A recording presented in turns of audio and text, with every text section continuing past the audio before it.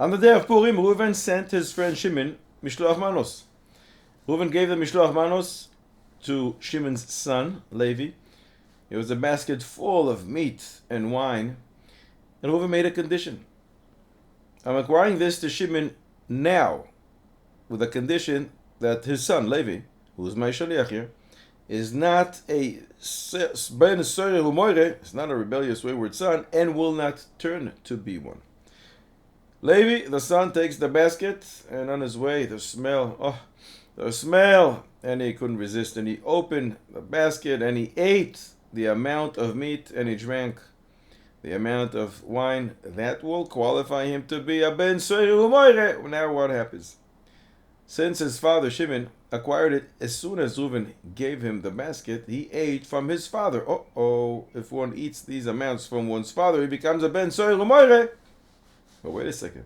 If in fact he became a ben soyer umoire, so retroactively the condition and his father's acquiring this basket is nullified, because the whole condition was in order for you not to become a ben soyer umoire. If that's the case, he ate meat and he drank wine, but not from his father's.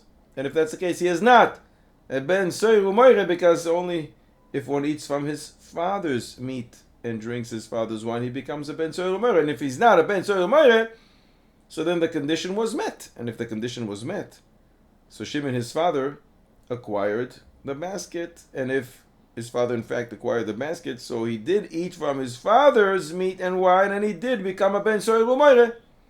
And if he is a ben soyer umoire, so his father never gets the basket because there was a condition against it, so he didn't eat from his father.